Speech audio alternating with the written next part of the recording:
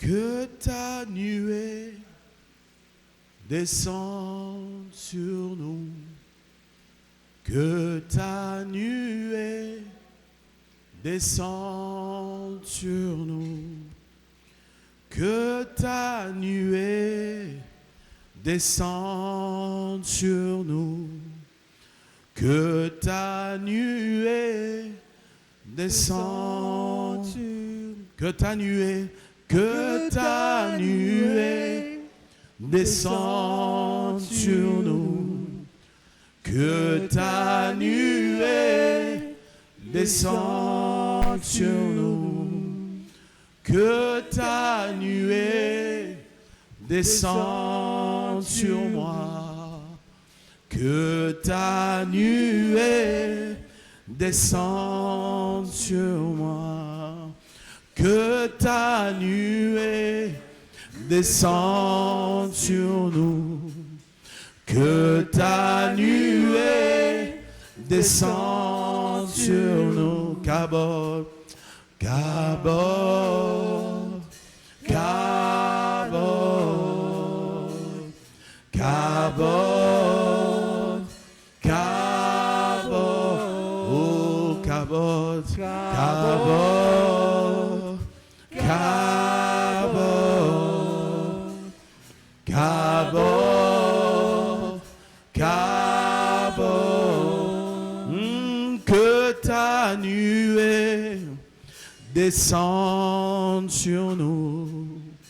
Que ta nuée descende sur nous. Que ta nuée descende sur nous. Que ta nuée descende sur nous. Kabod, Kabod, Kabod, Kabod, Kabod, Kabod, Kabod, Kabod,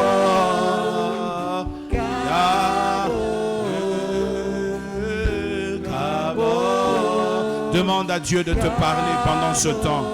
Kabod, Kabod, Kabod,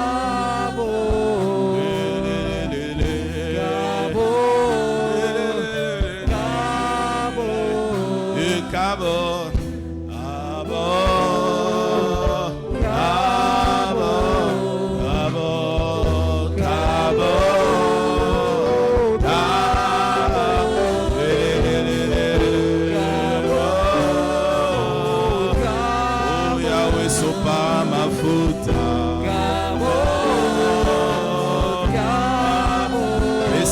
Pakolami Kabod, Kabod, Kabod,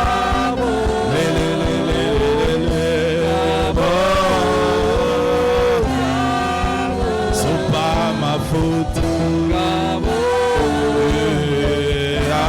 Kabod, sopa mafuta Kabod, Kabod, sopa mafuta.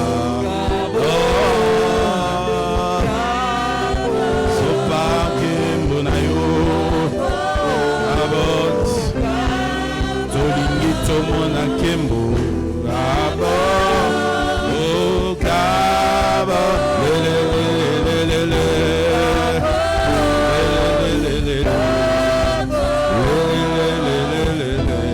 Kabod,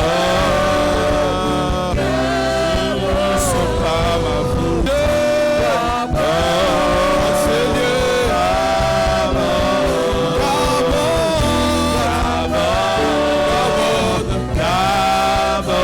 la gloire de Dieu, Seigneur, Shekinah de Dieu, Seigneur, nous voulons ta Kabod, nous voulons ta gloire, nous voulons ta gloire, Nous voulons ta gloire. Seigneur, que ta gloire éclate parmi nous. Que ta gloire éclate parmi nous. Que ta gloire éclate parmi nous. Que ta gloire éclate en ce lieu. Que ta gloire éclate dans cette réunion. Que ta gloire éclate. Ton kavod, ton kavod, ton kavod. Manifeste-le ce soir, en ce lieu, dans le nom de Jésus. Nous nous disposons, Seigneur, à t'entendre, à t'écouter. Veuille bien nous accorder la grâce de capter ta pensée ce soir, de parler à nos cœurs et de ne pas nous laisser le même. Dieu des changements, ce soir encore, apporte des changements dans le précieux nom de Jésus. Merci Seigneur, merci Seigneur. Alléluia. Bénis ta parole Seigneur. Au nom de Jésus, nous avons prié. Ensemble nous disons Amen. Nous acclamons le Seigneur. Alléluia. Est-ce que tu peux bien acclamer le Seigneur avec des cris de joie? Gloire à Jésus, gloire à Jésus, gloire à Jésus. Jésus-Christ notre exode. Alléluia. Jésus-Christ notre exode. Amen. Amen. Hier, nous avons commencé déjà à parler sur ce sujet et nous avons défini ce que c'était l'exode. On a vu que l'exode, fondamentalement, selon le dictionnaire, c'est le départ massif d'une population. Quand un peuple, une population se déplace en grand nombre, un départ massif, on parle d'un exode. Et l'exode, le mot signifie sortir, la sortie vers l'extérieur. Et dans la Bible, l'exode désigne principalement la sortie libératrice du peuple hébreu de l'Égypte sous la conduite de Moïse. Pour Israël, c'était le fait de quitter l'esclavage de l'Égypte pour rejoindre la liberté de l'autre côté. Alléluia. Et nous avons vu que quand on parle d'exode, on parle de délivrance, on parle de libération, on parle de départ.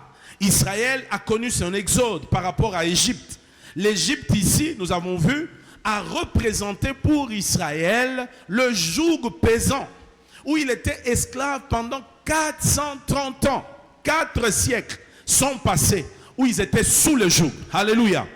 Et la parole de Dieu nous montre que par l'intervention de Dieu, Dieu est venu briser ces 400 ans d'esclavage en faisant sortir son peuple libre. Est-ce que tu peux dire Amen? Alors hier, nous nous sommes posé la question, spirituellement parlant, que veut dire l'Égypte? Parce que nous avons vu qu'en parlant de l'Égypte ici, pour nous, ce n'est pas simplement le lieu géographique d'Égypte, mais ceci porte aussi une signification spirituelle profonde. Par exemple, nous avons vu ce que représente spirituellement l'Égypte. Premièrement, on a dit que l'Égypte représente l'esclavage du péché. Alléluia. L'esclavage du péché. Dans les livres d'Exode, on voit Israël qui est réduit à la servitude, à l'esclavage. Et l'Égypte ici, pour nous, ça peut aussi être la domination du péché. Une vie où l'homme est contrôlé. Il est incapable de se libérer seul. Il vit sous le péché. Il est enclin à vivre sous la domination du péché. Quelqu'un peut dire Amen. La Bible nous dit dans 2 Pierre 2, 19, chacun est esclave de ce qui a triomphé de lui. Chacun est esclave de ce qui a triomphé de lui. Alléluia.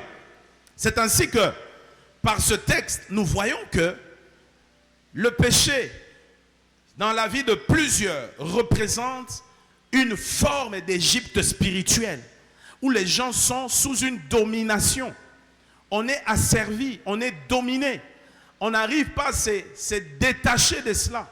On vit sous le joug des désirs et des sentiments obsessionnels, des pratiques dont on n'arrive pas à se libérer. Alléluia. Hier, nous avons dit, c'est ce qu'on appelle la dépendance, c'est ce qu'on appelle l'addiction. Vous voyez? Et elle peut se manifester dans différents domaines. Hier, nous avons vu l'un des domaines dans lesquels la domination du péché est exercée sur plusieurs en cette génération. Dans ces temps de la fin, le péché sexuel. Nous avons vu dans le péché sexuel. Vous savez, le péché sexuel en général, c'est toutes les pratiques perverses, les pratiques hors de la volonté de Dieu, que Dieu réprouve, qui sont liées au sexe et à sa satisfaction.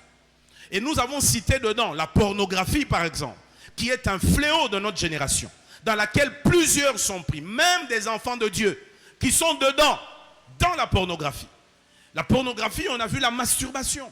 Et on peut en citer encore plusieurs. On peut citer toutes ces pratiques. On peut citer l'homosexualité, qui est une perversion. Alléluia. Aujourd'hui, vous voyez à travers le monde, le transgenre, des gens qui changent de sexe. Ça devient terrible. Vous avez même des communautés qui défendent cela, qui soutiennent cela. Et plusieurs sont dedans. Le péché sexuel aujourd'hui a atteint des dimensions. Vous avez des dimensions de la zoophilie. Des gens qui s'accouplent avec des animaux. Vous voyez? L'homme ne cesse de tomber très bas. Continue à tomber très bas. Et plusieurs de ceux qui sont sous cette domination n'arrivent pas à se libérer. Ils sont comme sous un joug pesant. Alléluia. Mais en dehors du péché sexuel, on peut aussi citer à côté de cela, parmi la domination, les choses qui dominent, le péché qui domine sur plusieurs, on peut aussi parler de l'ivrognerie, de l'alcoolisme. Alléluia. Dans ce temps de la fin dans lequel on vit, l'ivrognerie, l'alcoolisme représentent aussi un vrai joug dans la vie de plusieurs. Et la Bible a raison de le dire.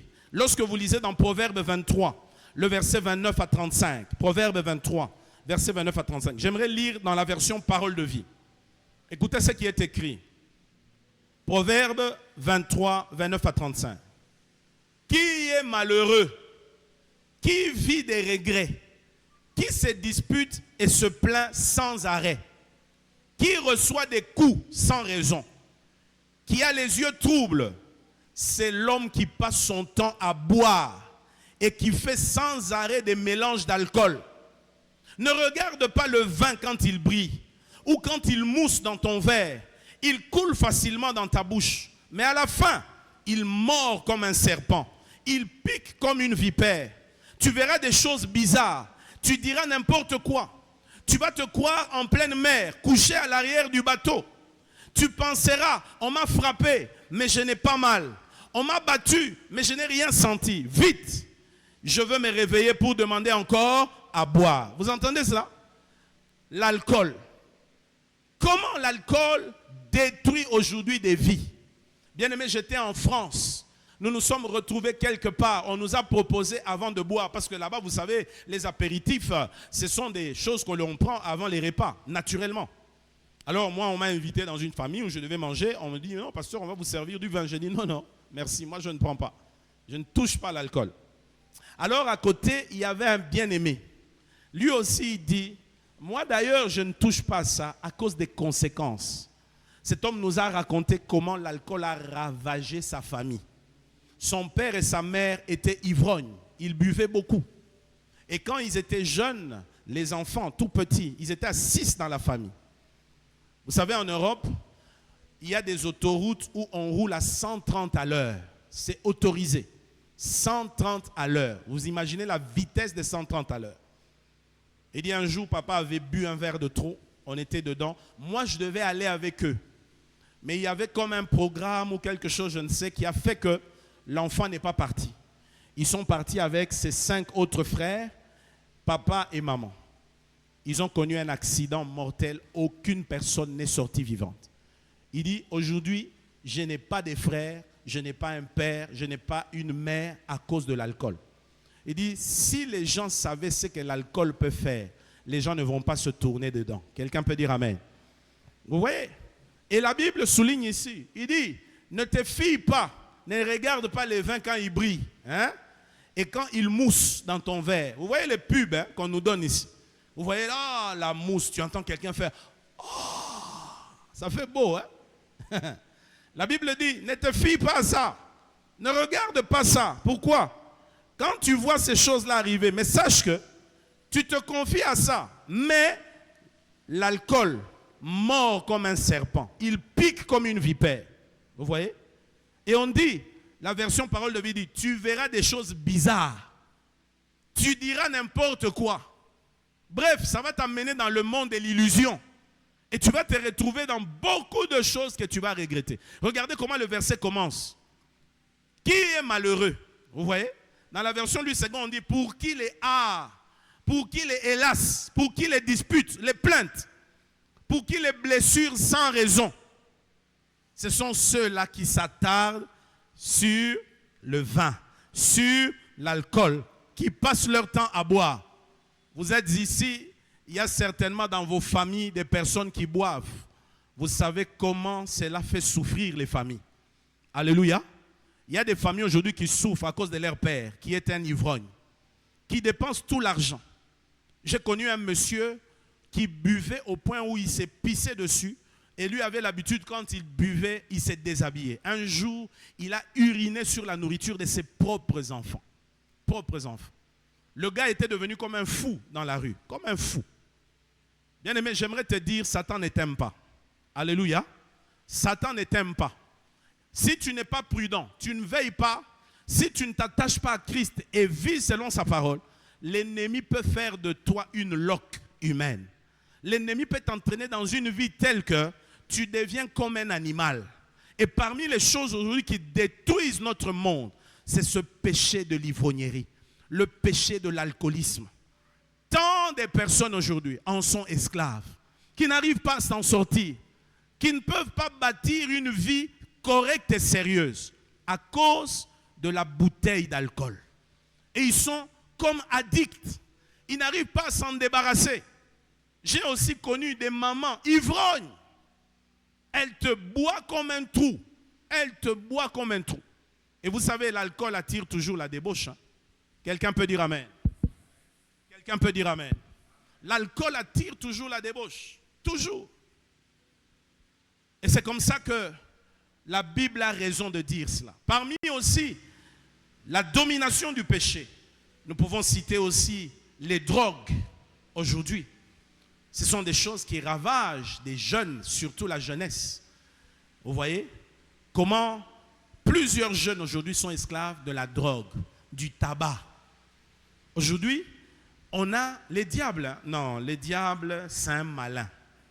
Mes frères, quand la parole de Dieu dit « Ne laissez le diable prendre aucun avantage, car nous n'ignorons pas ses desseins. » Hein? Nous n'ignorons pas ses desseins. Le mot « dessein » là, ça veut dire des plans réfléchis. Écoutez, quelqu'un a dit quand Satan va à la pêche, il choisit ses hameçons.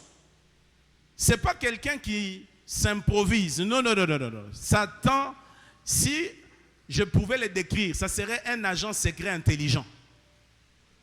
Le monde des ténèbres est constitué des esprits intelligents. Des gens, des esprits qui travaillent dans une intelligence malicieuse pour détruire. Vous remarquez aujourd'hui, on est parti dans un monde où il y avait le tabac, le tabac, le tabac. Aujourd'hui, on dit non, on vire dans la chicha. Les gens disent, oh, chicha, c'est pas mal, c'est ceci.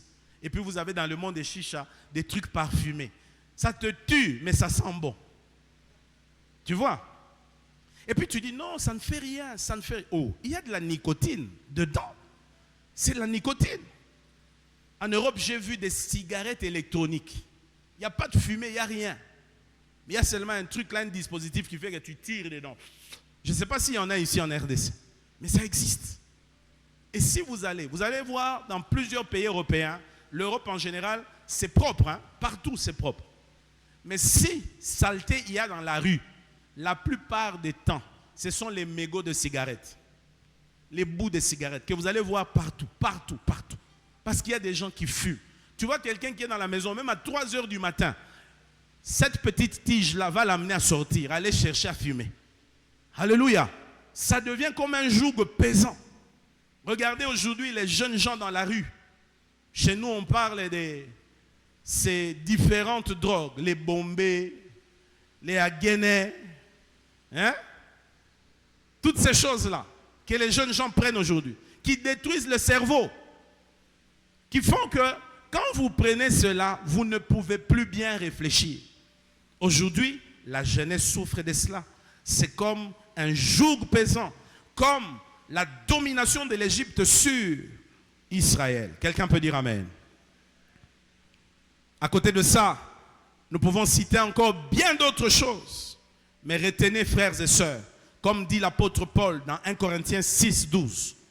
Tout m'est permis, mais tout n'est pas utile. Tout m'est permis, mais je ne me laisserai pas asservir par quoi que ce soit. Alléluia. Tout m'est permis. Vous voyez tel qu'on est là. Tu as le droit de faire tout ce que tu veux. Dis amen. C'est vrai, tu as le droit. Tout est permis. Si tu veux te prostituer, tu as le droit de te prostituer. Si tu veux t'enivrer, tu as le droit de t'enivrer. Tu as le droit de fumer comme tu veux. Mais dans la vie, il ne suffit pas de faire les choses. Tu dois savoir que quand tu t'appliques à faire des choses, chaque chose, chaque pas que tu poses a des conséquences. Est-ce que tu m'entends? La plupart du temps, les gens aiment faire des choses, faire ce qu'ils veulent, agir comme ils entendent. Mais très peu de gens assument les conséquences. C'est difficile de pouvoir assumer les conséquences pour plusieurs. Tu te permets de faire tout ce que tu veux, fais-le. Mais les Écritures sont claires. À la fin, pour qui est le malheur? Pour qui sont les regrets? Vous voyez? Pour qui sont les regrets? Pour qui sont les malheurs? C'est toutes ces personnes qui s'adonnent à ces pratiques et qui finissent par les avilir. Mais la bonne nouvelle est que Dieu ne veut pas que tu demeures en Égypte. Dieu te dit qu'il est venu avec toute la force, toute la puissance qu'il a placée en ces temps de la fin en Jésus-Christ. Bien-aimé, qu'on ne te trompe pas. Il n'y a pas de délivrance en dehors de Christ. La seule personne qui apporte la vraie délivrance, c'est Jésus-Christ. La Bible dit, si le Fils vous a franchi, vous serez réellement libre. Ce n'est pas un homme qui a franchi. Ce n'est pas une doctrine qui a franchi. Ce n'est pas une église qui a franchi. Ce n'est pas un ministère qui a franchi. Mais c'est Jésus qui a franchi. Quelqu'un peut dire Amen. Donc, l'Égypte représente plusieurs choses. Spirituellement parlant, nous voyons la domination du péché et on peut citer toutes sortes de péchés, le temps nous manquerait. La deuxième chose que l'Égypte représente aussi la captivité spirituelle. La captivité spirituelle. La prison spirituelle. Vous voyez, Israël ne pouvait pas partir librement. Quand vous lisez plusieurs textes, à chaque fois qu'ils émettaient le besoin de partir, Pharaon les retenait. Pharaon les empêchait de partir. Pharaon voulait les garder. Ça sous-entend quoi? Une prison spirituelle. Mes frères, il y a des gens qui vivent sur cette terre, mais qui sont spirituellement emprisonnés. Alléluia. Tu avances, tu veux avancer, mais quelque chose te retient toujours. Entre ce que tu projettes, ce que tu désires, ce que tu veux faire, il y a une différence avec ce que tu vois arriver. Tu vas dans un sens, dans une direction qui doit normalement t'amener à un résultat, mais tu n'arrives jamais là-bas. Pourquoi? Parce qu'il y a quelque chose qui te retient. Ça, ce sont des captivités spirituelles. Des captivités spirituelles en majorité qui sont liées au fait que l'une des causes principales, c'est d'abord les péchés. D'une manière générale, le péché est la plus grande porte qui donne accès à des captivités spirituelles. Quelqu'un peut dire Amen. Mais au-delà de cela, il y a aussi beaucoup d'autres choses. Il y a aussi l'héritage que nous recevons dans les familles. Alléluia. Il y a des familles qui sont dans une captivité spirituelle et qui fait que tous ceux qui naissent de cette famille-là sont sous ces jougs-là. Ils vivent les mêmes choses que ceux qui les ont précédés vivent. Il y a beaucoup de personnes qui sont sous des captivités.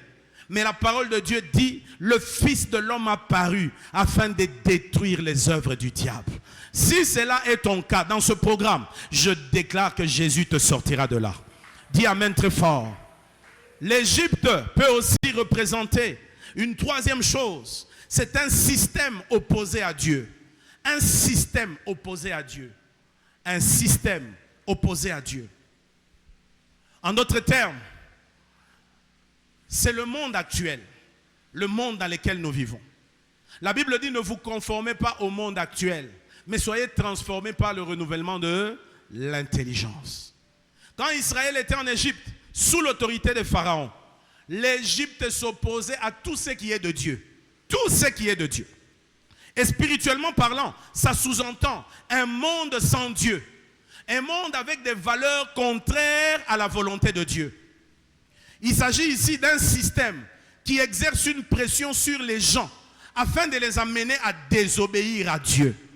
Frères et sœurs, vous allez voir, le monde dans lequel nous vivons aujourd'hui est conçu de manière à ce que de nous amener toujours loin de Dieu. Vous allez voir que les choses qui captivent le monde, c'est toujours les choses qui sont contraires à Dieu. Quelqu'un peut dire Amen? Quelqu'un peut dire Amen? Oui, ce sont les choses qui sont contraires à Dieu. Si aujourd'hui, vous dites aux gens de pouvoir, par exemple, faire des choses pour Dieu, élire ou voter des lois en faveur de Dieu ou des choses de Dieu, les gens seront sceptiques. Mais quand il s'agit des choses qui amènent les hommes à des futilités, à la vanité, on va mettre beaucoup d'énergie et de force dedans. Alléluia. Je ne suis pas contre le football, mais si on ne fait pas attention, ça peut devenir une idole dans la vie des gens. Est-ce que vous m'entendez? Football, oui, mais pas avant Jésus, après. Secondaire. Ça doit être quelque chose dont je peux me passer. Dites Amen. Mais quand on n'arrive pas à s'en passer, regardez tout l'argent qui est dépensé. Et vous avez remarqué que le nombre de compétitions sportives qui sont multipliées aujourd'hui, à l'époque, on savait que les compétitions sportives se faisaient à des dates précises, à des périodes précises. Mais aujourd'hui, il y en a tout le temps. Tout le temps. Tout le temps. On continue à servir les hommes. Pourquoi? Il y a un système dans le monde qui travaille pour éloigner les gens de Dieu et de sa volonté. Quelqu'un peut dire Amen. Vous allez aujourd'hui en Occident, dans les écoles, c'est interdit de pouvoir lire la Bible. Mes frères, la Bible ici. Alors que la majorité des sociétés européennes ont été fondées sur la parole de Dieu. Parce que l'Europe a connu des réveils, des grands réveils, des hommes de Dieu que Dieu a suscités dans les années passées, qui ont apporté des mouvements de réveil qui ont même amené le développement de l'Europe aujourd'hui. Mais malheureusement, toutes ces choses sont en train d'être détruites, rasées, brisées. Pourquoi? Il y a un système mis sur pied pour éloigner les gens de Dieu et de sa volonté. Par exemple, dans le système mondain actuel, le diable est arrivé à faire accepter aux gens que leur travail est plus important que Dieu. Tu vois? C'est comme ça que tu verras, entre toi qui prie, qui est chômeur, et celui qui travaille te fait sentir que tu es rien. Tu es rien, tu es zéro, tu es néant. Parce que les gens pensent que le travail, c'est ça la chose la plus importante. Non, frère, on doit se le dire. Le travail est important, mais pas plus que Dieu. Dites Amen. Le travail t'apportera des bénéfices seulement sur la terre, pas dans l'éternité, frère. Tu peux avoir eu un beau salaire, un beau boulot, partout où tu veux, mais ça n'aura aucun impact sur la vie éternelle. Est-ce que tu m'entends? C'est pourquoi fais attention. N'arrive pas à commencer à devenir tellement dépendant du travail au point que ta vie spirituelle, tu la perds. La chose que tu dois préserver par-dessus tout, c'est ta relation avec le Seigneur. Est-ce que tu m'entends? Mais le système du monde travaille de manière à ce qu'on nous éloigne des choses de Dieu. De plus en plus. Dans la politique, on nous éloigne. Dans les choses de la terre, on nous éloigne de plus en plus. Le monde est en train d'être... Pourquoi? Derrière le système du monde, c'est le diable qui travaille. La Bible dit, dans 1 Jean chapitre 2 au verset 15, « N'aimez point le monde, ni les choses qui sont dans le monde. Si quelqu'un aime le monde, l'amour de Dieu n'est point en lui. » Tu ne peux pas aimer le monde et aimer Dieu en même temps. Non. Le monde est opposé à Dieu. L'amour du monde, ça signifie déjà que tu te classes en ennemi de Dieu. Alléluia. Regardez aujourd'hui la musique mondaine, la place qu'elle prend. Même les chrétiens, ils sont dedans. Comment on peut applaudir des gens qui font danser nos filles nues? Comment? Pourquoi les danses tournent toujours autour de la hanche? Vous ne comprenez pas le message qu'on transmet? On danse des danses obscènes. Et vous voyez les chrétiens dans leurs fêtes, ils mettent cette musique-là. Ils sont dedans. Oh, ça ne fait rien, on s'amuse. Oui, je veux bien qu'on s'amuse. Mais qu'on s'amuse sainement. Il ne faut pas qu'on s'amuse en faisant des choses qui sont contraires à la volonté de Dieu. Plusieurs personnes pensent que la danse ne représente rien. Attention, dans la plupart des coutumes et des traditions dans le monde, la danse, quand vous allez dans l'origine, c'était des choses faites par rapport à certains cultes rendus à des divinités. Oui, c'était une façon de rendre des cultes à des divinités. Quand aujourd'hui vous parlez de Mutuashi, vous savez ce que ça signifie? Hein? Et puis vous venez dans l'église, Mutuashi dans les seigneurs, et ça l'a raté. Dites Amen très fort. Voilà pourquoi on doit veiller à ce que le diable ne s'infiltre pas dans la musique chrétienne. Quand bien même les gens penseront que nous sommes vieux jeux, peu importe. Nous ne chantons pas seulement pour nous faire plaisir. Nous chantons pour rendre gloire à Dieu. C'est un culte que nous rendons au Seigneur. Quand nous dansons, nous devons danser de manière à ce que nous honorons le Seigneur. Est-ce que vous m'entendez? Est-ce que vous m'entendez? Mais aujourd'hui, vous allez voir dans les fêtes chrétiennes, nos frères et sœurs qui viennent ici à l'église, il suffit qu'il y ait des fêtes. Je suis allé à certaines fêtes, j'ai décidé de ne plus aller dans les fêtes. Quelqu'un m'a même révélé que des fois quand on va dans les fêtes, nous serviteurs de Dieu, les fidèles prient pour que les pasteurs partent parce que les pasteurs les retiennent. Pasteur Akende, ko Akende, tous les sous liberté, Akende. Tu vois, c'est ce qui amène à une vie d'hypocrisie. Vaut mieux être loyal envers Dieu que loyal envers les hommes. Parce que Dieu voit ta vie, Dieu sonde les cœurs et les reins. Dites Amen très fort. Frères, sœurs, faisons attention. Nous sommes dans les temps de la fin. Il y a un système dans le monde érigé pour nous éloigner. C'est pourquoi je viens de dire à quelqu'un, si tu étais déjà pris par le système du monde, par cet exode, que Dieu te donne la grâce d'en sortir au nom de Jésus.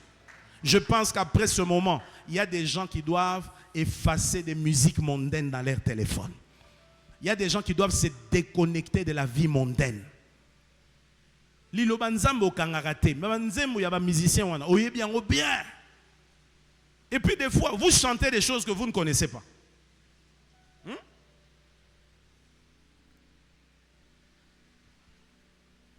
Je me rappelle à une époque, un frère dans l'église où j'étais avait témoigné. Il jouait dans cet orchestre de l'époque où on chantait la chanson Zegete Zegete. Et le frère a témoigné que Zegete Zegete, c'était un démon qu'ils sont allés chercher pour leur donner du succès. Nous, on a dansé ce chant-là sans savoir dans les années 90.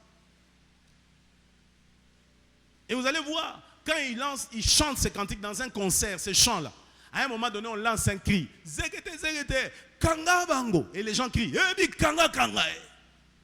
Donc en fait, lié batouan, yoga batou, lié biso, kanga biso, zoa biso. Vous pensez toujours que c'est anodin. Frère, ces musiciens-là savent. Ils savent. Ils savent ce qu'ils font. Ils savent ce qui se passe. Nous, aujourd'hui, on est léger envers ça. Ils savent et connaissent un principe que beaucoup d'enfants de Dieu ignorent. La musique ne touche pas seulement au physique. La musique touche dans l'âme de la personne. Quand vous lisez la Bible, lorsque Saül était possédé par les mauvais esprits, qu'est-ce qu'on faisait pour l'apaiser? Pourquoi quand David jouait, les esprits étaient repoussés et il se sentait plus en paix? Parce que la musique touche l'âme. Alléluia. Oui. Vous lirez dans la parole de Dieu, par exemple dans 2 Rois chapitre 3 verset 15. On nous dit qu'avant que Israël n'aille au combat, le roi a demandé à ce qu'on consulte les prophètes. Et le prophète à cette époque c'était Élisée. Avant qu'il ne puisse prophétiser, il demande qu'on lui amène un joueur de harpe. Musique. Non, onction dépendant de nzembo te keba ndeko na ngai. Présence en Nzambe na lola aza entouré na kati ya loyembo. Dites amen. Ça joue un rôle. L'atmosphère peut être créée par la musique. Regardez ce texte. Il dit, le prophète Élisée dit, maintenant faites quoi? Amenez-moi un joueur. Amenez-moi un joueur de quoi? De harpe. Et comme le joueur de harpe jouait, qu'est-ce qui s'est passé? Pourquoi la main de l'Éternel ne l'a pas saisi quand il ne jouait pas? Quand il n'y avait pas de musique? Pourquoi Élisée a forcément demandé un joueur de harpe? Vous voyez, la musique ne touche pas seulement à l'oreille, elle va jusque dans l'âme, elle touche la dimension spirituelle. Vous m'entendez? Quand le joueur de harpe a commencé à jouer, le prophète Élisée, cette musique a touché son esprit. La main de Dieu l'a touché et il prophétisa. Vous m'entendez? Ça, c'est ce que les musiciens païens savent, que plusieurs chrétiens ignorent. Ah, papa, ils n'ont aucune musique, tozo binaka, tala kaka. Moi, on a besoin de diplôme, yango tozo sepela. Sepela ya solo, mais sepela na bonzambe. Sepela selon la parole de Dieu. Dites Amen. La Bible dit de nous réjouir dans les Seigneurs. Il faut se réjouir dans les Seigneurs. Il ne faut pas se réjouir d'après les systèmes du monde. Dites Amen fort. La plupart de ces musiques-là sont teintées dans l'occultisme, sont teintées dans des esprits. Vous ne savez pas où ces musiciens-là qui cartonnent vont trouver leurs albums, vont trouver leur musique. Vous ne savez pas les sacrifices qu'ils font pour arriver là-bas. Vous êtes là, non, c'est seulement ceci, c'est seulement la réjouissance, ainsi de suite. Non, frère, ce texte nous le montre. La musique a fait que le prophète a été saisi par l'Esprit de Dieu. Derrière la musique, il y a aussi un esprit qui souffle. Quand elle n'est pas de Dieu, vous comprenez qui agit derrière. Quelqu'un peut dire Amen. Dis Amen très bien. Bref, l'Égypte sous-entend ce système qui est opposé à Dieu. Ça sous-entend un monde sans Dieu. Et ça, c'est ce qui est devenu le monde occidental. Vous voyez quelqu'un prêcher dans la rue, on l'arrête parce qu'à Teikaka. Il y a des pays qui sont devenus hostiles à l'évangile. Très hostiles. En France, j'étais là l'année passée. Une loi a été votée. On interdit aux gens de faire la délivrance des homosexuels. Ceux qui va kangi ou quelqu'un qui avait l'homosexualité, vous avez fait sa délivrance, il va vous accuser. Pasteur, on t'arrête. Vous imaginez? Ozo prier le mutu pour bika, mais bazo kangayo. Pourquoi? Parce que nous vivons dans un monde sans Dieu. Un monde qui ne veut pas de Dieu. Et c'est comme ça qu'on a crucifié Jésus. Lui qui n'avait jamais fait du mal à qui que ce soit. Qui n'avait jamais injurié quelqu'un. On libère le brigand. On libère celui qui a commis le mal pour livrer celui qui était un saint homme. La même réalité s'applique de nos jours. C'est pourquoi, chrétiens, au-delà de tout ce que nous vivons comme effervescence, joie en Christ, préparez-vous. Nous allons vers des temps où marcher avec Dieu sera sujet de persécution. Vous m'entendez? Et comme à saison Moussousou, parce qu'il y a des raisons et les gens chercheront à te nuire. C'est pourquoi vous voyez, frère, quand on a la grâce d'avoir des autorités, même si ces autorités-là, il n'est pas prouvé, démontré que quelque part, ils servent Dieu dans la vérité ou pas. Mais si seulement ils donnent libre cours à l'évangile, profitons-en, frère. Profitons-en. Voilà pourquoi moi je dis, je bénis toujours Dieu pour Donald Trump. Olingo linga été, mais à un instrument ensemble. Dites Amen. Je sais qu'il y a beaucoup d'avis, les gens vont dire ce qu'ils veulent. Mais je préfère quelqu'un qui s'aligne selon la parole de Dieu. Même si lui-même, semble-t-il, ne vit pas la vie de Dieu au quotidien, mais qui défend les valeurs de Dieu. Parce que si l'autre là était passé, aujourd'hui il y a des révélations. Il y a des révélations. Il y avait déjà tout un plan. Tout un plan. Vous savez, frère, le diable, il est terrible. Le monde dans lequel nous vivons est un monde inique. C'est pourquoi Dieu ne doit que détruire ce monde. Je vous dis la vérité. Si vous voyez les choses qui se font.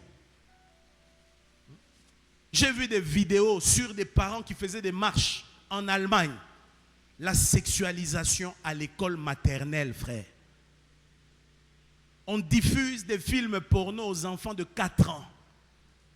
Il y a même une qui a fait une crise parce qu'elle ne comprenait pas ce qui se passait. On dit non, il faut stimuler la sexualité des enfants dès qu'ils sont petits. Ah, Bandeko, quelle perversion! Qu'un enfant soit initié à la vie sexuelle à 3-4 ans, qu'est-ce qu'il deviendra dans 20 ans? Qu'est-ce qu'il deviendra? Alléluia. Dieu veut que nous sortions de cela dans le nom de Jésus-Christ. L'Égypte représente aussi l'oppression et la souffrance. L'oppression et la souffrance. Le peuple souffrait. Israël était fatigué des durs travaux que lui faisait peser l'Égypte. On leur donnait des durs travaux. L'Égypte était construite par les Israélites avec des durs travaux. On leur demandait de fournir des efforts incroyables. Le peuple subissait de l'injustice. Souvenez-vous de ce que Pharaon avait dit. Lorsque une juive mettait au monde un enfant hébreu, si c'est une fille, on la laisse en vie. Un mâle, on le tue. C'est dans ce contexte-là que Moïse est né. Et Dieu merci, Moïse a été épargné. Alléluia. Grâce aux sages femmes de l'époque. Parce que même là où l'injustice règne, il y a toujours des gens qui restent fidèles à Dieu. Amen, amen. Ils vivaient l'injustice. Une société injuste où ils faisaient le même travail avec d'autres mais gagnaient peu. Les autres gagnaient plus. Ils étaient dans les découragements. L'Égypte représente aussi cette souffrance. Aujourd'hui, ça peut aussi être une souffrance intérieure dans laquelle plusieurs personnes vivent. Il y a des gens qui vivent dans l'anxiété, dans la peur. Une peur de je ne sais quoi. J'ai rencontré des gens comme ça dans le ministère. Constamment déprimés, dépressifs. La peur du lendemain, la peur du futur. Bien aimé, en Occident, il y a des gens qui ne sortent pas de leur maison, qui sont enfermés, qui vivent dans une sorte de phobie. Vous avez aujourd'hui des gens comme ça. Leur vie est une vie toujours de peur. De peur. On a peur, on sent les dangers, on voit le mal partout, on voit des choses. Vous avez des gens comme ça, Avivarana Kimiate, frères et sœurs, que Dieu soit loué pour Jésus qui nous donne la paix. Dormir en paix est une grâce, vivre en paix est une grâce. Tu peux ne pas avoir des millions, mais si tu peux dormir la nuit, avoir le sommeil et faire des rêves, tu es un homme béni. Et ça, qui vivent constamment dans la peur. Alléluia. Et ça aussi, c'est une prison dans laquelle plusieurs sont. Il y a des gens qui vivent aussi dans les blessures émotionnelles, qu'on appelle les blessures intérieures. Tu vois quelqu'un qui ne sait pas évoluer à cause des blessures.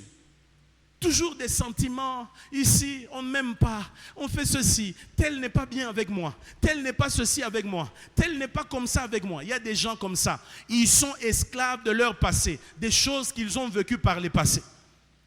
Toutes les années qui sont passées, il est resté dans les blessures. Tu as connu un viol, tu es resté là, dans ces blessures-là. Tu as connu une injustice, tu es resté dans cette injustice-là. Tu as grandi avec ta marâtre qui t'a fait mal. Toute ta vie est restée paralysée. Ça aussi, c'est l'Égypte. Mais Dieu vient te dire, Jésus est en exode. Jésus est la voie de sortie. Dis Amen très fort. L'Égypte représente aussi, attention, une zone de confort dangereuse. Je répète, une zone de confort dangereuse. Dis avec moi, zone de confort dangereuse. Je ne te sens pas. Zone de confort dangereuse. Zone de confort dangereuse, ça veut dire quoi? Je vais vous expliquer. Vous savez, même après leur sortie, les Israélites voulaient toujours retourner en Égypte. Lisons avec moi Exode chapitre 14. On lira Exode 14, 10 à 12. Et puis on va prendre Exode 16, 1 à 3. Exode 14, 10 à 12. Exode 16, 1 à 3. On y va avec Exode 14, 10 à 12. La Bible dit, Pharaon approchait. Ici, nous sommes dans quel contexte? Les enfants d'Israël sont en train de traverser. Ils veulent quitter l'Égypte. Alors qu'ils arrivent au bord de la mer Rouge, la Bible dit, Pharaon approchait. Les enfants d'Israël levèrent les yeux et voici, les Égyptiens étaient en marche derrière eux. Et les enfants d'Israël eurent une grande frayeur et crièrent à l'Éternel. Les enfants d'Israël eurent quoi? Une grande frayeur. Et qu'est-ce qu'ils firent? Ils crièrent à l'Éternel. Le verset 11. Ils dirent à Moïse, n'y avait-il pas de sépulcres en Égypte sans qu'il fût besoin de nous mener mourir au désert? Que nous as-tu fait en nous faisant sortir d'Égypte? Alléluia. Que nous as-tu fait, Moïse, en nous faisant sortir d'Égypte? Alléluia. Le verset 12. Écoutez les enfants d'Israël. N'est-ce pas là ce que nous disions? N'est-ce pas là ce que nous disions? Nous te disions en Égypte, laisse-nous servir les Égyptiens, car nous aimons mieux servir les Égyptiens que mourir au désert. Vous entendez ça? Ah! Donc maintenant, le problème, c'était Moïse. Dieu a annoncé la sortie. Ils ont fait 430 ans d'esclavage. Vous imaginez? Souffrance sur souffrance, chicotte, injustice. On les tuait comme des bêtes. Ils mangeaient des nourritures de misère. Leur vie était minable. Dieu a pitié d'eux. Dieu vient les libérer par Moïse. Maintenant que Moïse les fait sortir, ils arrivent au bord de la mer Rouge. Ils voient les Égyptiens venir avec l'armée de Pharaon. Devant la peur, devant la menace, ils sortent des inepties comme ça. Moïse, pourquoi au Salibiso Mabé Moïse?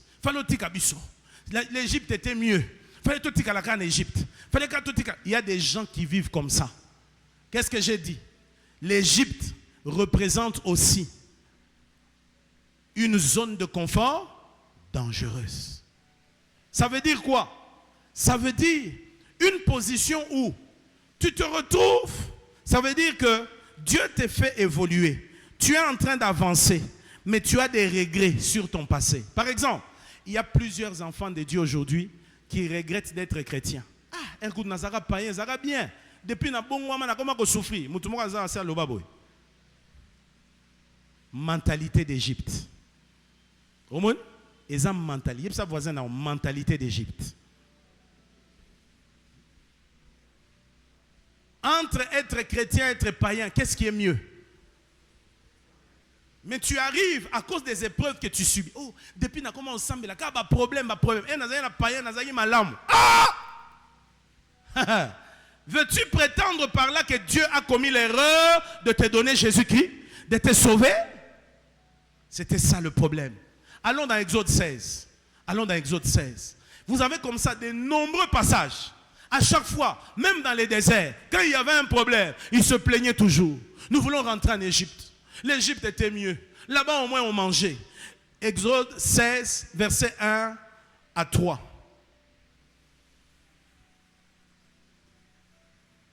Lisez avec moi.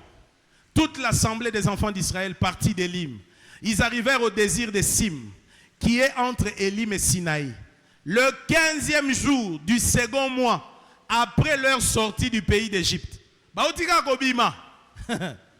Alléluia. Après leur sortie de l'Égypte. Qu'est-ce que la Bible dit? Verset 2. Et toute l'assemblée des enfants d'Israël murmura dans les déserts contre Moïse et Aaron. Pauvre Moïse, pauvre Moïse. Aujourd'hui, je comprends Moïse. Vous savez, il y a des enfants de Dieu des fois qui se sont plaints devant moi. Ils ont parlé, ils ont parlé, ils ont parlé. À la fin, Nathalie Gana Ebissier. Si maman loba na okoloba na comprendre que vous avez pasteur et à passer. Alléluia. Oui, il n'y a pas un métier qui est incompris comme être pasteur. Regardez, pauvre Moïse. On murmure contre lui. Pourquoi? Le peuple ne voit pas Dieu, c'est lui qu'on voit, le représentant de Dieu. Écoutez maintenant la suite. Verset 3. Les enfants d'Israël leur disent: que ne sommes-nous morts par la main de l'Éternel dans les pays d'Égypte? Quand nous étions assis près des pots de viande, quand nous mangions du pain à satiété, car vous nous avez menés dans ce désert pour nous faire mourir de faim toute cette multitude. Mettez dans parole de vie. Parole de vie. Est-ce que tu es avec moi? Dis Amen très fort. Si tu me comprends, dis Amen très bien. Ils disent: le Seigneur aurait dû nous faire mourir en Égypte. Là-bas, nous étions assis près de nos marmites pleines de viande. Et nous avions assez à manger. Mais vous nous avez fait venir dans ce désert pour nous laisser tous mourir de faim. Comme pour dire, c'est votre faute. Moïse, toi et ton Dieu là, c'est votre faute. Quand un enfant de Dieu vient me voir: pasteur, je donne mes dîmes, je fais tout ce que vous prêchez là, je pratique. Mais pourquoi je souffre toujours? Un peu comme pour me dire, c'est ta faute, pasteur. Ce sont tes enseignements. C'est ce que toi tu dis. mentalité d'Égypte. Vous voyez, il y a des gens qui sortent d'Égypte physiquement, mais l'Égypte n'est pas sortie d'eux. Hein? Au moins, une prison où il y a Égypte, c'est de ça que nous parlons. Une zone de confort dangereuse. Il est sorti physiquement d'Égypte, mais l'Égypte n'est pas sortie de lui. L'Égypte continue à rester en lui. Alléluia. L'Égypte continue à rester en lui. Pourtant, il est sorti d'Égypte. Physiquement. Je prie Dieu que par cet exode, non seulement que tu sortes physiquement, mais que tout ton être aussi sorte au nom de Jésus-Christ. Est-ce que tu peux dire Amen très bien? Pourquoi les enfants d'Israël pensaient comme ça? C'est parce qu'ils étaient familiers. C'était familier pour eux. Ils s'étaient habitués à l'Égypte. S'étaient habitués à la vie d'Égypte. Vous voyez? Pourquoi ils étaient ainsi? Parce que les changements font peur. Il y a des gens qui n'aiment pas le changement. Ils préfèrent rester dans leur médiocrité que de vouloir un changement.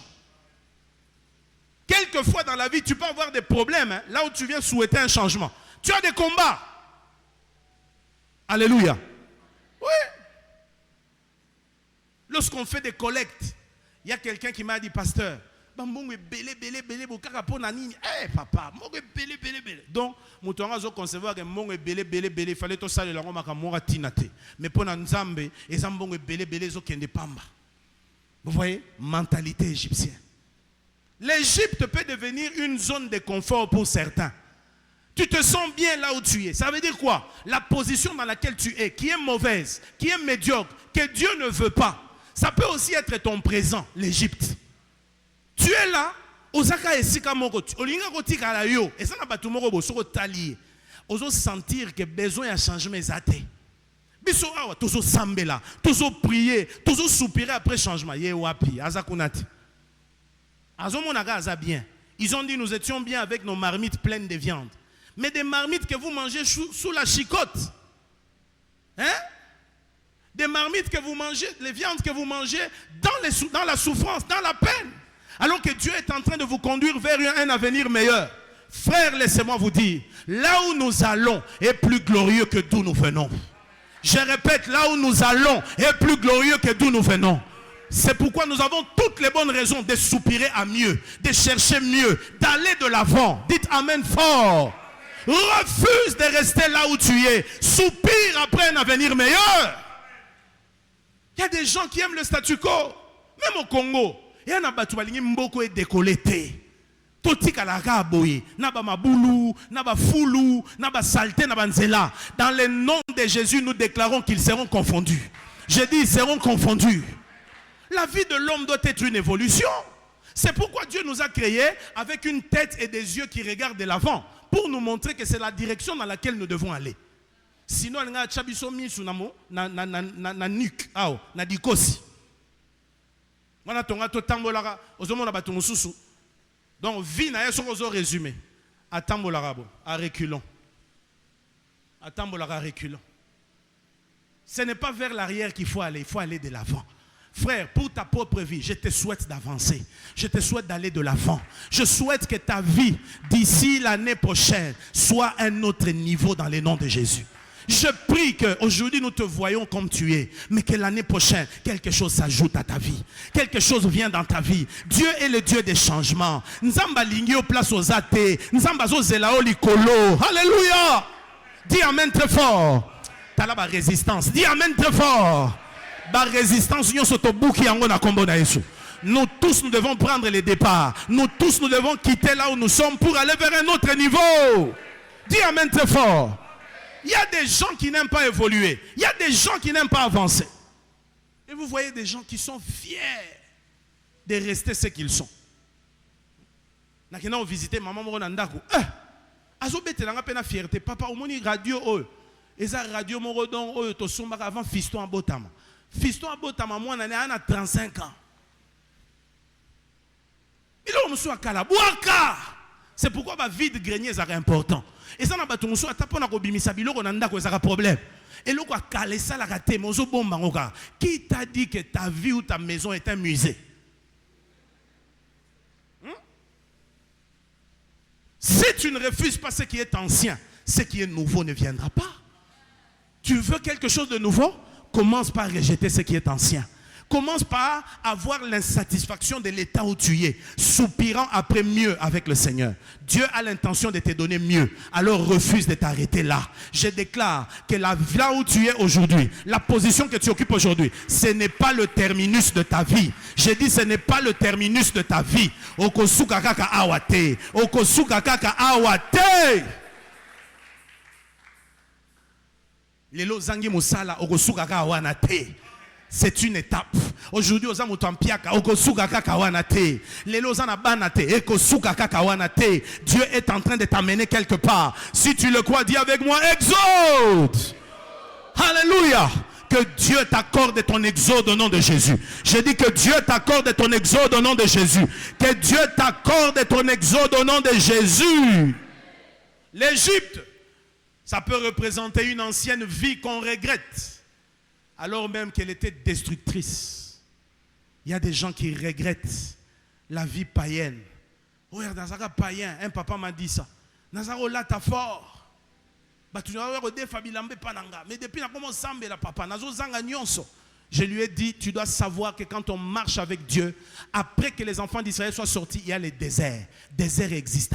Désert existe, il y a brisement. Pourquoi? Parce que il doit réformer toute la personne que tu es afin de te mettre dans un nouveau moule, refaire la pâte pour faire sortir quelqu'un de nouveau. Dites Amen fort. C'est pourquoi Dieu parfois permet que tu passes par les déserts. Le désert n'est pas la fin de ta vie. Le désert, c'est le lieu où Dieu te purifie. C'est le lieu où Dieu te lave. C'est le lieu où Dieu te réforme. C'est le lieu où Dieu te transforme afin que tu deviennes celui qu'il veut que tu sois. Est-ce que tu m'entends? C'est pourquoi si tu es dans les déserts, ne crois pas que tu resteras dans les déserts. La finalité, ce n'est pas le désert, c'est le pays de Canaan. C'est la terre promise. Et j'annonce à quelqu'un que nous sommes en train d'aller vers la terre promise. Ce n'est pas le désert qui est la finalité. Est-ce que tu m'entends? Est-ce que je parle à quelqu'un ce soir? Ainsi, bien-aimé, quelle est ton Égypte aujourd'hui? Ton Égypte, c'est quoi aujourd'hui? C'est quoi? Ce soir, je voudrais vous parler d'un nouveau départ avec Dieu. Dis avec moi un nouveau départ avec Dieu. Un nouveau départ avec Dieu. Exode chapitre 12, versets 1 à 2. Exode 12, 1 à 2. Hier, je vous ai dit, le récit d'Exode se trouve entre Exode 12 jusqu'à Exode 15. C'est là qu'on nous raconte l'histoire de l'exode des enfants d'Israël. Maintenant, dans Exode 12, ça commence. Et comment ça commence? Regardez comment ça commence. L'Éternel dit à Moïse et à Aaron dans les pays d'Égypte. Ils sont où? Ils sont où? Quand Dieu leur parle, ils sont dans les pays d'Égypte. Verset 2. Ce mois-ci sera pour vous le premier mois. Ce mois-ci sera pour vous le 30e mois? Le premier mois. Il sera pour vous le premier des mois de l'année. Dites Amen fort. Il sera pour vous le premier des mois de l'année. Pour vous, ça sera le premier des mois de l'année. Quelqu'un peut dire Amen. Dans la version parole de vie, la Bible dit, le Seigneur dit à Moïse et à Aaron en Égypte, ce mois-ci marquera pour vous le début de l'année. Ce sera le premier mois. Ça marque le début. Ça marque le début. Ça marque quoi? Le début. Alléluia. Bien-aimé, ce passage dans la Bible est prononcé dans un contexte particulier. Faites attention. Quel est le contexte? Israël est encore esclave en Égypte. Jusqu'ici, rien n'a encore changé extérieurement. Israël n'a pas encore quitté la terre d'Égypte. Ils sont en Égypte. Mais pendant qu'ils sont en Égypte, Dieu parle déjà des changements. Vous entendez ça? Dieu n'attend pas qu'ils sortent pour leur parler de changements, mais il leur parle des changements quand ils sont encore en Égypte. Ceci nous enseigne une vérité puissante, laquelle Dieu commence une nouvelle histoire dans ta vie avant même que tes circonstances ne changent. Avant que tes circonstances ne changent, Dieu commence une nouvelle histoire. Dieu commence une nouvelle histoire. C'est pourquoi, par ces programmes, je décrète une nouvelle histoire dans ta vie. Frère, qu'il te soit fait selon ta foi. Ce qu'on dit, qu'à partir il y a Exode au bandi via sika et salemelayon dengon dimeli. Je dis salemelayon dengon dimeli. Je dis salemelayon dengon dimeli. À partir il y a programme au bandi via sika. Les circonstances n'ont pas changé. Parce que souvent, ce sont les circonstances qui trompent les gens. Les gens pensent que quand le changement va venir, il y aura un tapis rouge, il y aura une fanfare, il y aura du bruit, il y aura du monde, la presse viendra, la foule viendra. Non, les royaumes de Dieu ne viennent pas toujours de manière à frapper les regards, frère. Aucune circonstance n'a changé. Ils sont encore esclaves en Égypte. La première phrase pour annoncer l'exode, Dieu vient parler. Il dit à ce peuple, Aaron, Moïse, écoutez-moi très bien. Il leur dit, ce mois-ci sera pour vous le premier des mois. Il sera pour vous le premier mois de l'année. Il va marquer le début de l'année. Ça veut dire quoi? Ça commence avec vous. Quelqu'un peut dire Amen. C'est comme ça que quand vous étudiez aujourd'hui le calendrier sacré juif, le calendrier religieux pour les juifs, ça commence au mois de Nissan. Le mois de Nissan, c'est quel mois? C'est le mois ici. Ça tombe souvent entre mars et avril. Quand on fête la Pâque. Israël, du point de vue religieux, année na bango et bandisiko. Vous voyez? C'est pourquoi, quand ils célèbrent la Pâque, ils sont en train de célébrer un nouveau départ, un nouveau commencement. Dites Amen fort. Ce n'était pas le cas pour tout le monde. Dieu dit pour vous, vous qui êtes en alliance avec moi, vous qui marchez avec moi, ça sera pour vous le début de l'année. Ça sera le premier mois de toute l'année. Dites Amen. Je le déclare. Ce n'est peut-être pas vrai pour tout le monde, mais pour toi, toi qui es connecté à cette vision, toi qui es connecté à cette assemblée, j'annonce que c'est le début d'une histoire nouvelle. J'ai dit le début d'une histoire nouvelle. Il n'y a pas de fanfare, il n'y a pas de tapis rouge, il n'y a pas de foule, il n'y a pas de presse, mais c'est le début d'un temps nouveau. C'est le début d'une histoire nouvelle. Quelqu'un ici a commencé un nouveau départ. J'ai dit quelqu'un ici a commencé un nouveau départ. Alléluia! Dis Amen très fort. Et dans ce texte, le Seigneur décrète trois choses en parlant de ce nouveau départ, de ce changement. Trois choses que j'aimerais énumérer ici. Ces trois choses représentent aussi trois vérités pour toi aujourd'hui. La première, c'est que Dieu annonce un nouveau commencement. Dites avec moi, nouveau commencement. Nouveau commencement. Il dit, ce mois-ci sera pour vous le premier des mois. C'est-à-dire quoi? Dieu vient effacer le passé. Il redéfinit le point de départ. Alléluia. Peut-être que par le passé, ils avaient commencé quelque part. Mais Dieu dit, écoutez, là où vous avez commencé, là, ça ne compte plus. Maintenant, j'efface. Tobandeli awa. En anglais, on dit reset. Le bas reset. Reset. Ça veut dire à zéro. Le compteur est à zéro. Le bas compteur est à zéro. Compteur est à zéro. Dis à ton voisin, oh, toi tu étais, oh, toi tu avais fait, oh, toi tu avais pensé. Non, ça ne compte pas. Maintenant là, Dieu efface le passé, il redéfinit le point de départ. Dites Amen. Israël n'est plus défini par son esclavage, mais par ce que Dieu va commencer à faire. C'est là que Dieu commence les choses. Bien-aimé, je viens te dire, peu importe ton passé, peu importe tes erreurs, peu importe tes souffrances, Dieu dit que tu peux recommencer. C'est ça le nouveau commencement. Il y en a parmi nous qui ont commis des erreurs, hein? C'est vrai. Des erreurs que tu as commises. Peut-être tu as avorté. Tu as cru dans une histoire, vous vous êtes donné dedans, dans cette histoire. Toi et quelqu'un, un sexe opposé, je ne sais lequel, vous y avez cru, vous pensiez, vous croyiez, ça n'a pas marché, ça n'a pas tenu. Et puis depuis, ça t'a bloqué. Tu n'arrives pas à évoluer. Tu n'arrives pas à avancer. Tu es tout le temps dans les remords de ce temps-là passé. Le Seigneur vient te dire, maintenant, tu peux recommencer. Tu peux recommencer. Tu peux recommencer. Ne continue pas à rester torturé par un passé irréparable.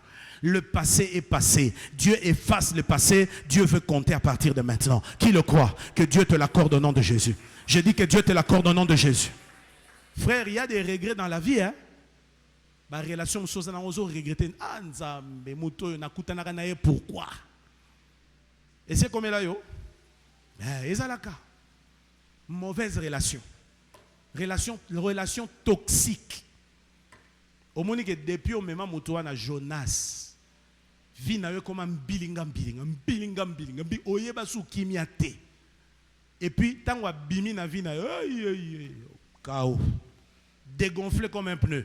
Tu ne sais plus avancer. Mais le Seigneur vient te dire, écoute, pour toi, aujourd'hui, va marquer le début.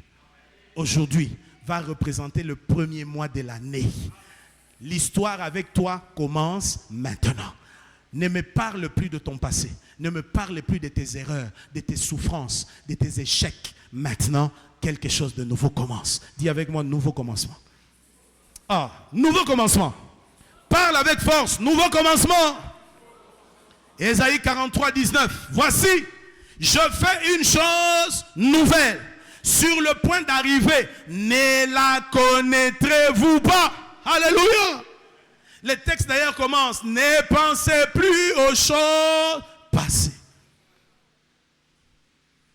Ne pensez plus aux événements. Ne considérez plus ce qui est. Pourquoi? Parce que maintenant, je fais quoi? Une chose nouvelle. Je déclare la nouveauté dans ta vie au nom de Jésus. Je déclare la nouveauté dans ta vie au nom de Jésus. Je déclare la nouveauté dans ta vie au nom de Jésus. Quelles que soient tes erreurs, quel que soit ton passé malheureux, quelles que soient les choses que tu as commises, avec Jésus, tu peux recommencer. C'est ça, Jésus, notre exode. Que Jésus soit ton exode au nom de Jésus. Je dis que Jésus soit ton exode. Alléluia. La Bible dit en Christ, 2 Corinthiens 5, 17, si quelqu'un est en Christ, il est une nouvelle créature. Les choses anciennes sont passées et voici toutes choses sont devenues nouvelles. Tu entends? Et la bonne nouvelle c'est quoi? Dieu n'améliore pas ton passé, mais il te donne un nouveau départ. Azoya ko bongisa maramba kalate. Ono moni to bongisa. Pantalon ne to bokate, to zipa, to cha thermocol. Te nzamba na thermocolante. Nzamba zo sombelo ya sika. Kamata zoa. Yakala lisusu te. Dieu n'a que faire yakala. Ezama kamako bongisa te auto réparer to bongisa. Omoni nenge zalaka oh non ba flewane kufi. Il faut ba kendo sala ba mied. Ezako kufa déclassé. Maintenant, quelque chose de nouveau. Quelque chose de nouveau. Quelque chose de nouveau. Frère, je prophétise dans ta vie quelque chose de nouveau. Je dis quelque chose de nouveau. Something new in Jesus' mighty name. C'est Amen. Dis Amen. Le monde a été créé par quoi? C'est pourquoi je déclare la parole sur toi. Je déclare la parole sur toi. Quelque chose de nouveau. Je dis un nouveau commencement. Un nouveau commencement. Dans la vie de quelqu'un ici, un nouveau commencement. Ton mariage était déjà chaos. Un nouveau mariage. Je dis un nouveau mariage. Un nouveau mariage. Alléluia. Ta santé était déjà chaos. Une nouvelle santé. Dis Amen très fort. Deuxièmement, la deuxième chose. Quand Dieu parle d'un premier mois, il dit ça sera le début des mois d'une nouvelle année. Dieu parle non seulement d'un nouveau commencement, mais une nouvelle saison. Dis avec moi, nouvelle saison. Frère, Dieu change les calendriers d'Israël. Ce qui était ancien devient secondaire. Ce qui commence avec Dieu devient prioritaire. Cela signifie quoi? C'est la fin d'une saison de souffrance pour Israël. C'est le début d'une saison de grâce. Israël entre dans un temps où Dieu lui-même va le diriger, va le conduire. Si par le passé, il s'est conduit lui-même et s'est perdu, Dieu lui-même prend les commandes maintenant. Dites Amen fort. Ecclésiaste chapitre 3, verset 1. La Bible dit, il y a un temps pour tout. Un temps pour toutes choses sous les cieux. Dis Amen. Dis avec moi, il y a un temps pour tout. Il y a un temps pour tout. Il y a un temps pour tout. Alléluia. Un temps pour tout. Il y a un temps où tu as pleuré. Maintenant, c'est le temps de te réjouir. Tu n'as pas compris. Maintenant, c'est le temps de te réjouir. Il y a un temps aussi, tu t'es beaucoup lamenté. Mais le temps est venu. Maintenant, que Dieu te fasse grâce. Lisons aussi Ésaïe 30, à partir du verset 18. Ésaïe 30, verset 18. Je déclare que ce passage va s'accomplir dans la vie de quelqu'un. J'ai dit ça s'accomplit dans la vie de quelqu'un. À partir de maintenant. Ésaïe 30, 18 à 19. Alléluia. Est-ce qu'on peut lire ensemble? 1, 2, 3, allons-y.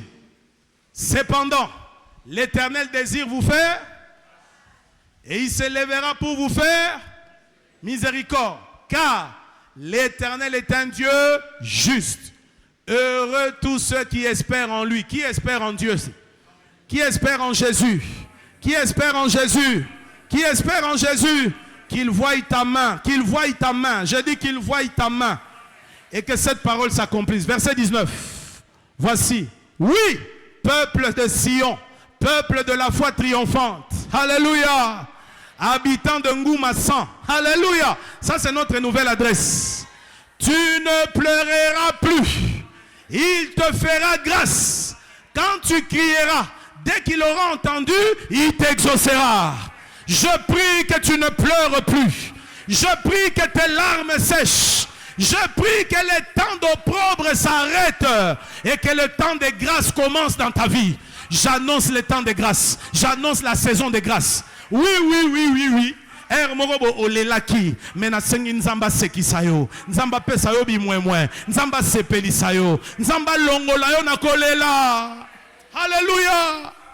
Mai ya miso nanga ye komi mai ya komela atikati na esobe yoko ngoli pasi nanga kolela oyo yanga ekomi nini ekomi mai nakilobi lelo yo ekomi yanga moninga nanga ya tango nyonso Seo Yesu Nzambe awanga nakangaite atangai nazangi bapota ya motema nanga bapota ya motema nanga yoka usi yango Yesu nazalaki na pasi nazalaki kati na pasi yo tikaki ngaite nazalaki na kati ya pasi nazalaki kati na pasi yo tikaki ngaite yelelelele oh oh oh oh yeah yeah yeah yeah yeah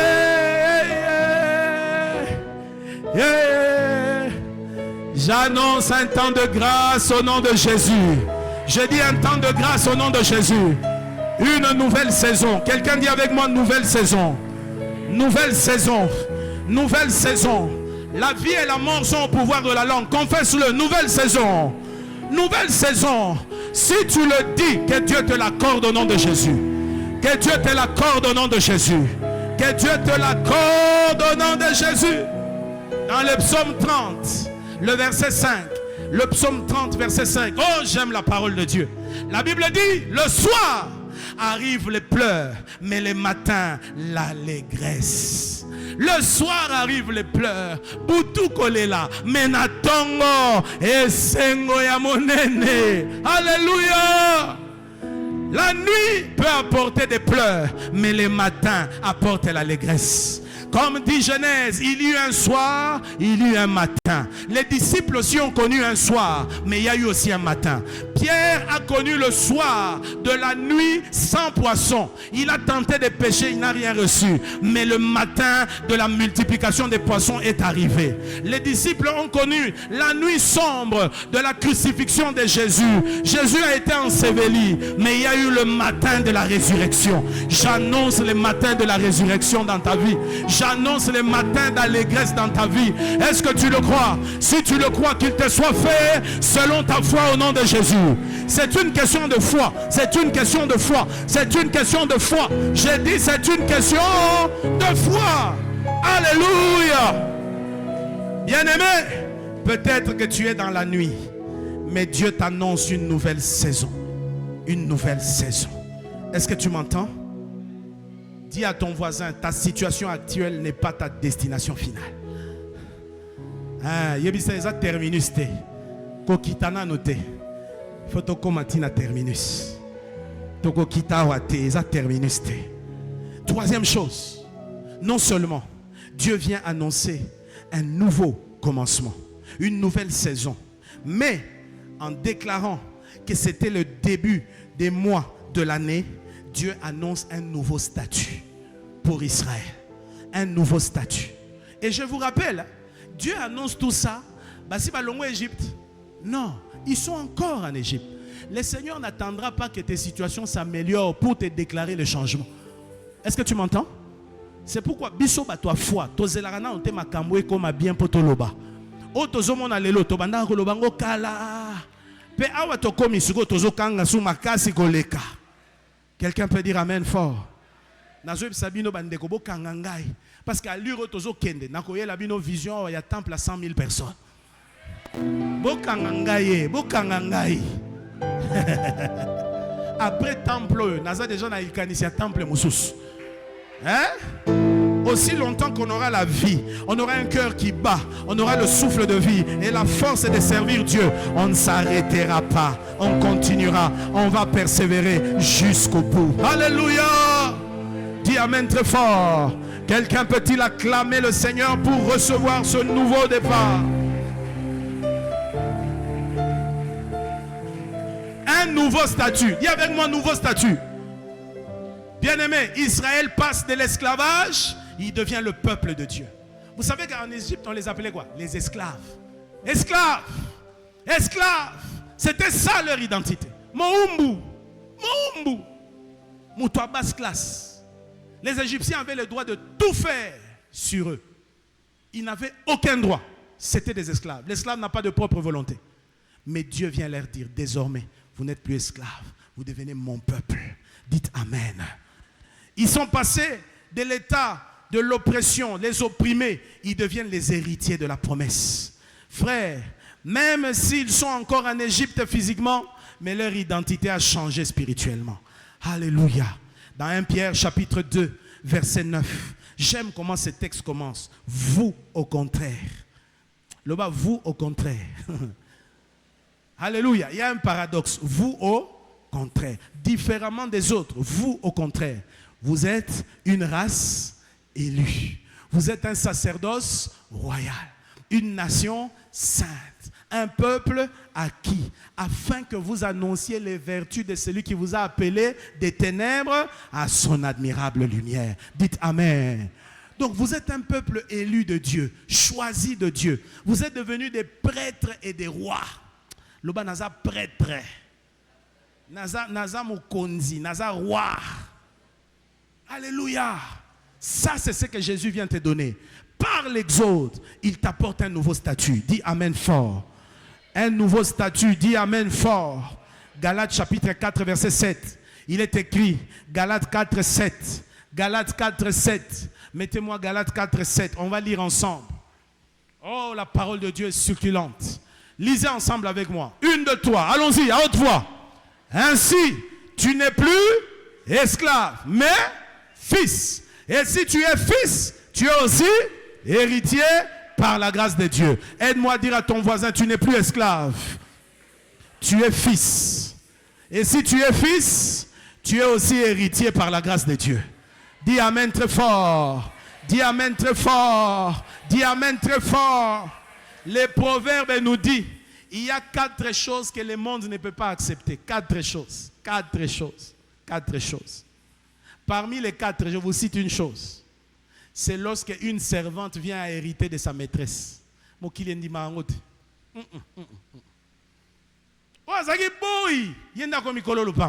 Ah! Hein? Imaginez, héritage. Mais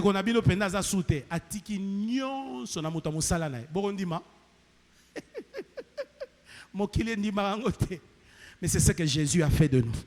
Jésus, nous qui ne méritions pas, il fait de nous non seulement des fils, mais des fils héritiers. Dis amen très fort. Tu as un héritage en Christ. J'ai dit tu as un héritage. Tu n'es pas vide. Tu es un héritier de Dieu. Tu es co-héritier avec Christ. Héritier par la grâce. Ça veut dire que tu ne l'as pas mérité. Mais c'est lui qui a décidé dans sa souveraineté de faire de toi un héritier. Et tu es héritier de qui? Du plus grand roi de l'univers. Le ciel et la terre lui appartiennent. Tu es héritier de Dieu. Est-ce que tu réalises cela? Acclame le Seigneur très fort.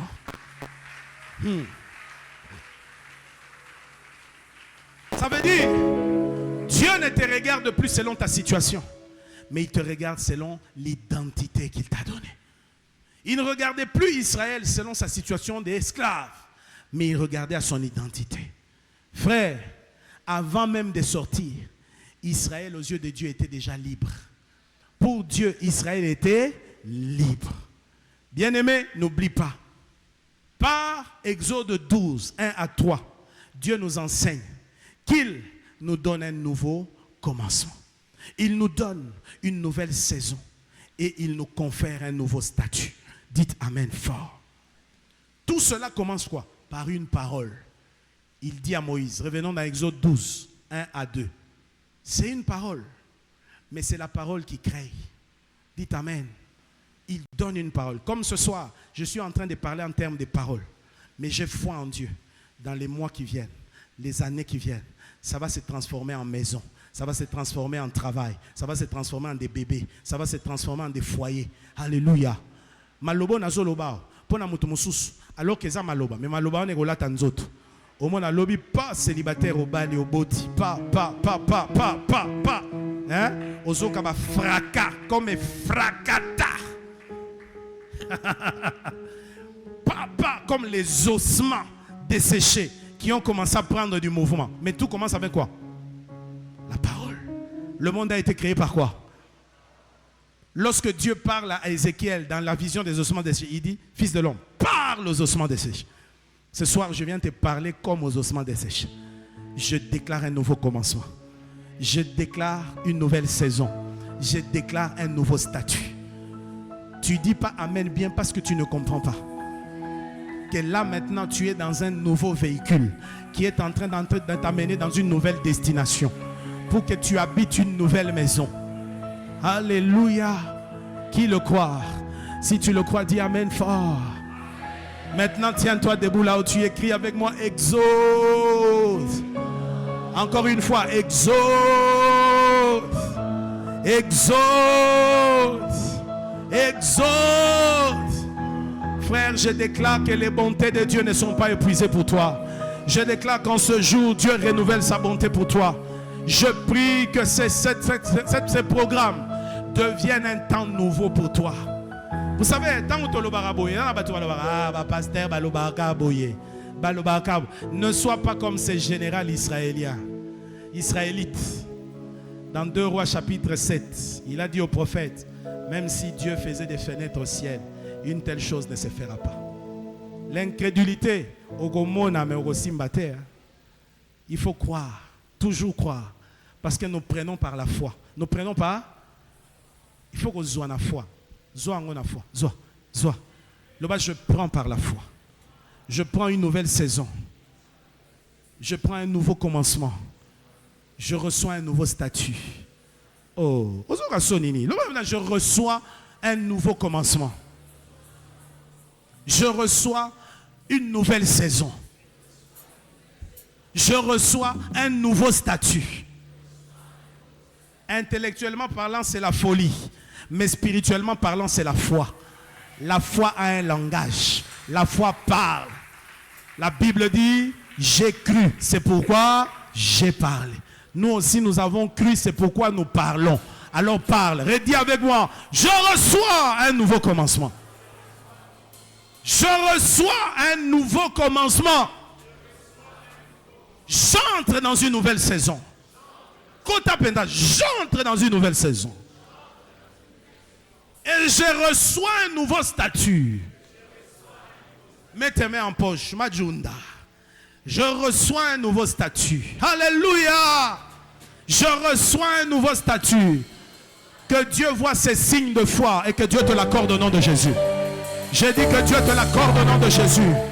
Frère, tu ne finiras pas ta vie là où tu es. Si tu crois en Dieu, en Jésus, que Jésus soit ton exode. Que Jésus soit ton exode. Que Jésus soit ton exode. Que Jésus soit ton exode. Que Jésus soit ton exode. Je prie Dieu. Je prie Dieu que cette parole prenne chair en toi au nom de Jésus. Je prie que cette parole se matérialise. Que quelqu'un qui n'avait pas de bébés reçoive des bébés. Que quelqu'un qui n'avait pas un travail obtienne ce travail. Que quelqu'un qui manquait d'abri trouve un toit au nom de Jésus. Que quelqu'un qui n'avait pas d'identité, que le Seigneur te positionne. Je dis que Dieu te positionne, que Dieu te positionne, que Dieu te positionne.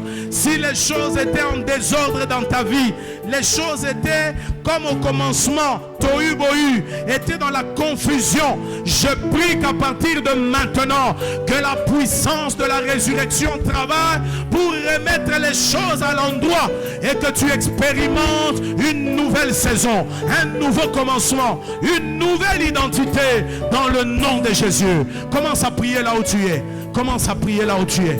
Commence à prier.